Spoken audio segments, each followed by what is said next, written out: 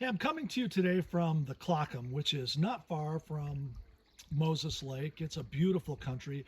I love exploring here. It's rougher than a cob. It reminds me of home. And when I began to think about the story that I want to talk with you about today, this is the place that I thought of, this brook, because we're going to talk today about Elijah and God sending Elijah to hide by the brook of Cherith. And we're talking about how God meets us in challenging times. We pick up the story of Elijah and Ahab and Jezebel in 1 Kings 16 and 17. If you'd like to follow along with some notes, you can go to the church app, and on the Moses Lake Christian Church page, you can see notes there for taking notes and also questions for reflection and next steps. But we're going to turn to 1 Kings 16. If you have your Bible, I'd encourage you to turn there. Hey, if you don't have a Bible, email us at Dana, D-A-Y-N-A, at MLCC.us, and we will make sure that you get a Bible.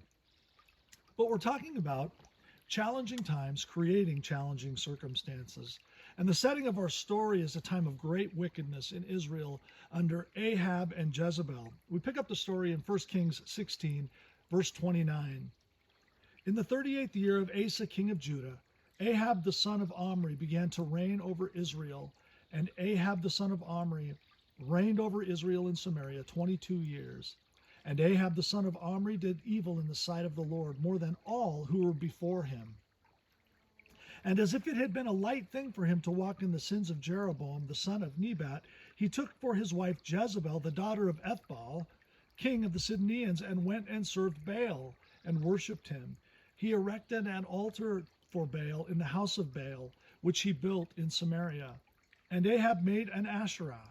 Ahab did more to provoke the Lord, the God of Israel, to anger than all of the kings who went before him. Ahab was a wicked king. He reigned in Israel from 874 to 853 BC, and he married a Phoenician princess who brought Baal worship into Israel from Sidon, where her father was the king. She subsequently sought to destroy all the prophets of God and establish the prophets of Baal and Asherah in Israel. Ahab goes very clearly and blatantly and in full view of all of the people against the first commandment, which is, "You shall have no other gods before me." And Elijah, who's a prophet, whose name means Jehovah is my God, confronts Ahab and Jezebel and prophesies that because of the wickedness, no rain will come on the land for 3 years until Elijah says that it's going to come. And we see this part of the story in 1 Kings chapter 17, beginning in verse 1. Now Elijah the Tishbite of Tishbe in Gilead said to Ahab, "As the Lord, the God of Israel, lives, before whom I stand, there shall be neither dew nor rain these years, except by my word." And the word of the Lord came to him, "Depart from here and turn eastward and hide yourself by the brook of Cherith, which is east of the Jordan. You shall drink from the brook, and I have commanded the ravens to feed you there." So he went and did according to the word of the Lord. He went to live by the brook Cherith, that is east of the Jordan, and the ravens brought him bread and meat in the morning and bread and meat in the evening. And he drank from the brook. And after a while, the brook dried up because there was no rain in the land. I want to focus our attention in this story on God's provision for Elijah in the desert, because it's a fascinating story, if not a new story, because God has always met humans in unique and interesting, quirky ways during challenging times. But the big idea that I want to drill down on today is this: God is faithful to meet us day by day, providing in unique ways in challenging times. Listen, there have always been challenging times to greater or lesser degrees, and there will always be challenging times to greater and lesser degrees. And we're living in one right now.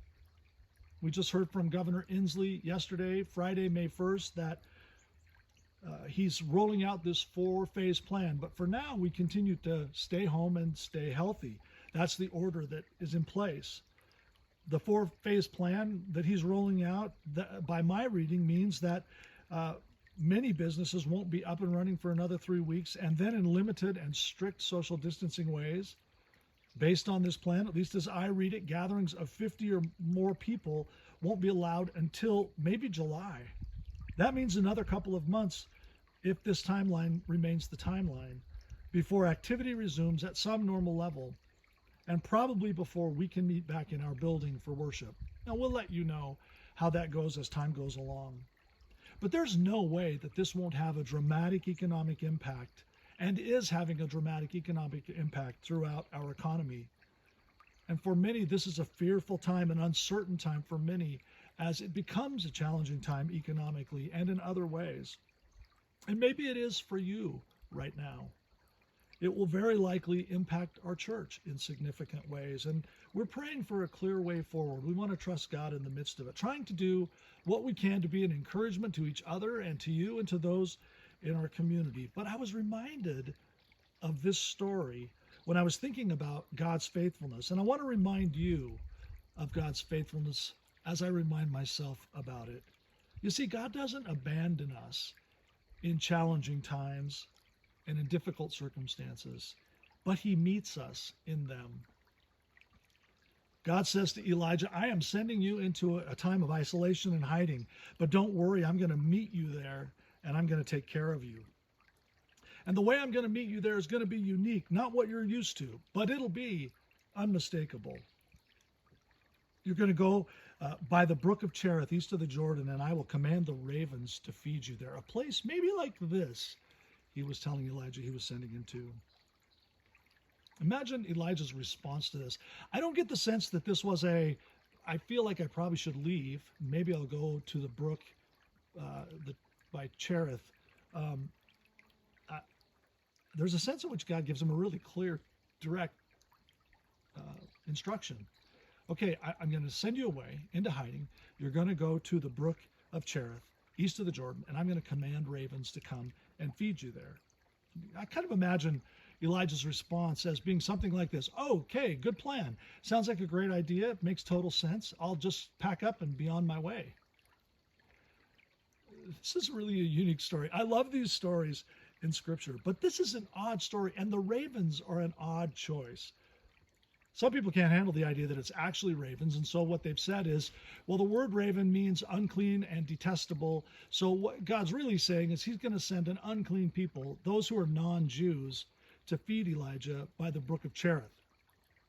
Because it's just too hard to imagine that God would actually send birds to feed Elijah. Why would God send ravens when he could have sent anyone? He could have sent angels, or he could have sent some people. I mean, ravens, by God's own words, are detestable and unclean. In Leviticus chapter 11:15, it says, and these you shall detest among the birds. They shall not be eaten, for they are detestable, every kind of raven. There are other birds that are also detestable and unclean, birds that eat carrion. They're considered unclean in part because they eat dead flesh, which is what carrion is by definition, decaying flesh of dead animals. Why would God send ravens? It's a unique question, but there's another question that's a good question too, and that is, why not send ravens? I think God has a sense of humor. I mean, we have one. My sense is that he's passed it on to us, and that sometimes he does things just to show us that he can. Nothing is too difficult for God. And if you want to show someone that you're going to take care of them in unmistakable ways, why not go all out? And that's my sense of what God does here. I would imagine that Elijah checked the food out pretty carefully when it started showing up, don't you think? The first day that the ravens dropped off the meat and the bread, I suppose he looked it over pretty carefully. It doesn't seem likely that it's food that he couldn't eat. I mean, the ravens bring bread, so we're assuming it was food that he could eat. Do you wonder when you read this story what the meat was like that the ravens actually brought? The point is that God feeds Elijah in a really unique and a challenging way during a challenging time. It's just a great story. And God provides in odd ways throughout Scripture. Think about the Israelites in the wilderness, the water, the manna, and the quail. In Exodus chapter 16, verse 4, then the Lord said to Moses, look, I'm going to rain down food from heaven for you. What could that even mean when God said that? In Exodus chapter 16, verse 12, the Lord said to Moses, I've heard the Israelites' complaints. Tell them in the evening you will have meat, and in the morning you will have bread. And that evening, vast amounts of quail flew in and covered the camp. That's a unique way of God feeding his people during a really challenging time, but it was unmistakably God at work. Think about Jesus feeding the 5,000 in Matthew chapter 14, verses 13 through 21. I'm reading from the Message here. Toward evening, the disciples approached him. We're out in the country and it's getting late. Dismiss the people so they can go into the villages and get some supper. But Jesus said, there's no need to dismiss them. You give them supper. All we have are 5 loaves of bread and 2 fish, they said. Jesus said, bring them here. Then he had the people sit on the grass, and he took the 5 loaves and the 2 fish, lifted his face to heaven in prayer, blessed, broke, and gave the bread to the disciples. The disciples then gave the food to the congregation. They all ate their fill. They gathered 12 baskets of leftovers, and 5,000 were fed. I love the way that the New Testament author just puts this so plainly, as Jesus tells them, don't send them away. Why don't you just feed them? Can you imagine the disciples looking at each other? A little like maybe Elijah maybe looked when God said, I'm going to send ravens to feed you. When Jesus says, well, don't send them away. Why don't you guys just feed them? Well, how are we going to feed them? We don't have enough. I imagine the disciples looking at each other, raising their eyebrows and saying, this dude just gets crazier and crazier as the time goes on. But then Jesus does it. He takes the bread and he takes the fish and he feeds the 5,000, and they have baskets left over. So the questions that you and I have to wrestle with here are 2 at least. One is, are these real stories? Did this sort of thing really happen? I mean, did God actually use ravens to feed Elijah? Did Jesus actually feed 5,000 people with a few loaves of bread and a few fish? Did God actually rain food down from heaven? Are these real stories? And then the next question is, does God still do this kind of thing? Does he still operate in this way? And you have to decide that, but my belief is that these stories are real, that God met his people in real ways in these stories. And also I believe that God is still at work, that God is still faithful, doing crazy, unique, interesting things during challenging times to take care of his people. Because God uses challenging times to teach us to trust him. And that's not always an easy task, trusting God in challenging times. But that's what God's doing here. There's an interesting part of Elijah's story that may have escaped you at first glance. Notice this. And the ravens brought him bread and meat in the morning, and bread and meat in the evening. Notice God doesn't deliver Elijah a big pack of food that's going to last him for weeks, right? He could have sent a donkey. I mean, if you can send a raven, you can send a donkey, and he's used a donkey before. He could have sent a donkey with a big amount of food that Elijah could have packed away in little crevices in the ground, and he could have eaten for weeks on that, but that's not what God does. He uses the ravens to deliver the food in the morning and in the evening. Bread and meat in the morning, bread and meat in the evening. Notice this. God provides for Elijah at meal times. He provides him the food when he needs it. The likelihood is that Elijah is by the brook of Cherith for at least a year. God doesn't bring him food to stockpile. Not that planning ahead and canning food and putting food in your freezer is a bad idea at all. It's a good idea. But Elijah doesn't have that option, and so God just teaches him day by day to trust him. He delivers food in the morning and delivers food in the evening. It's a little bit about the way grace works. We get grace when we need it. God's grace is sufficient in our weakness. We don't get grace for what we don't need it for. God brings Elijah food when he needs it. And so I wonder how Elijah began to be thankful for his food. Imagine at the early stages, he was wondering, how's this going to show up? And then the ravens show up in the morning, and then how are they going to show up next? And then they show up in the evening, and then are they going to keep showing up? And every morning and every evening they showed up. And I can imagine that Elijah grows more and more thankful and trusting in God's provision. It becomes more commonplace because he sees it every day, and he sees it twice a day, every day. Do you ever wonder if Elijah doubted that God was going to show up? Do you ever wonder if Elijah grew bored of bread and meat?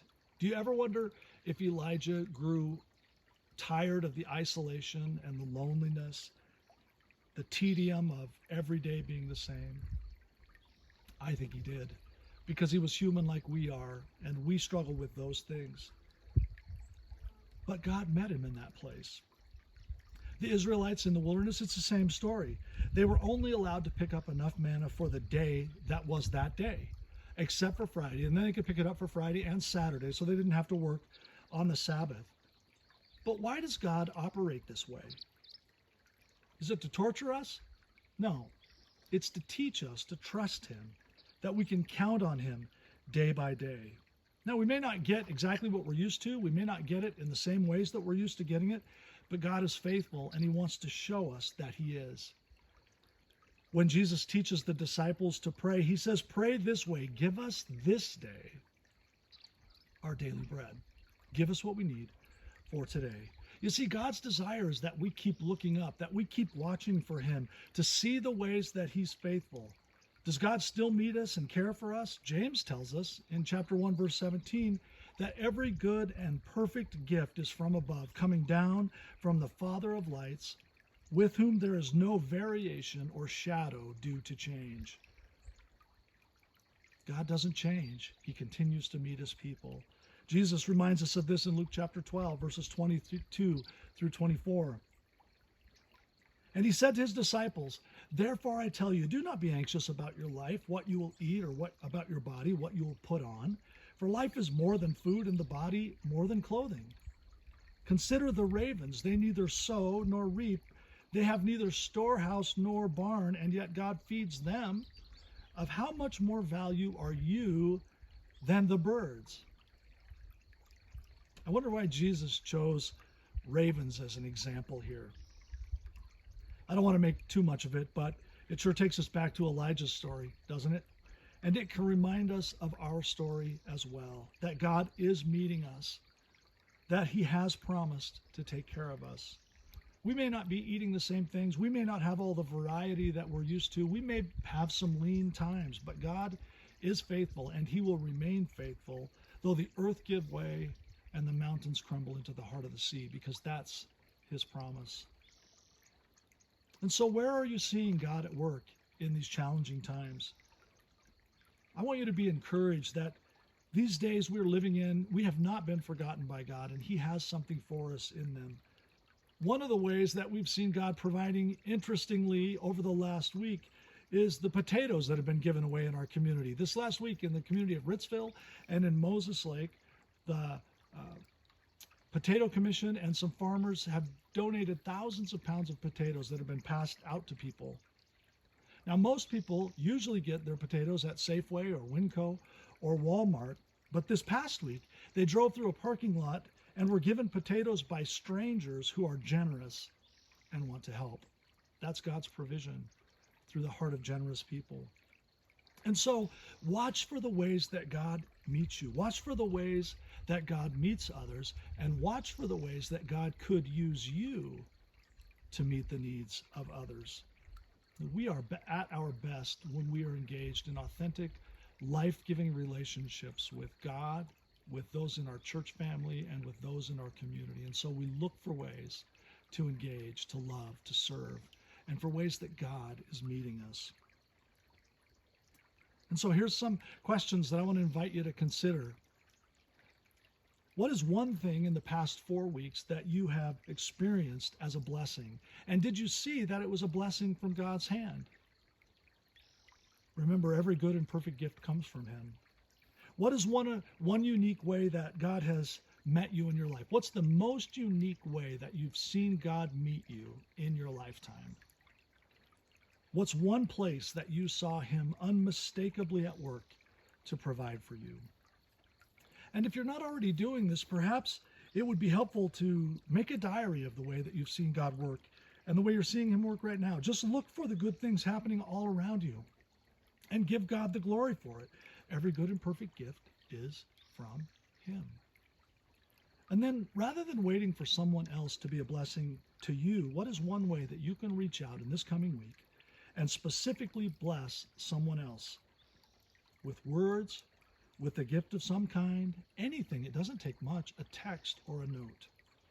And then what is making you anxious during this challenging time? Can you bring that thing to God, and can you invite others to hold it before God with you. And I want to invite you to do something with us. This will be fun. Make a short video, a minute or less, of one way that you've seen God work, and send me an email to John, John, at mlcc.us, and we'll tell you how you can get it to us. And we want to put together a collage of videos from people giving testimony of how God has met them. If you send me an email, I'll let you know how to send it to us. You can do this right on your phone, especially if you keep it to a minute or less. You can usually just text it to us, and we'll let you know how to do that. But wouldn't it be great to hear stories of how God is meeting us? It might be as simple as something like this. God met me yesterday when there was a knock at my door, and I opened the door to see a smiling face 6 feet away and a box of donuts from Red Door on the ground. It was just what I needed to perk me up. That's really all it takes. And so make a video, send it to us. We'd love to see them. And until then, God bless you. May he keep you strong in body and healthy, protected from this virus and other illness and sickness. May he give you really good work, healthy work, healing work to do day by day. May he show you ways to help others. May he give you emotional stability. May you experience love and peace and comfort in relationships, with your friends, your family, your spouse, those who you're walking with. And may he increase your faith and give you courageous faith to live out these days, however long they last, for his kingdom and for his glory. Take care.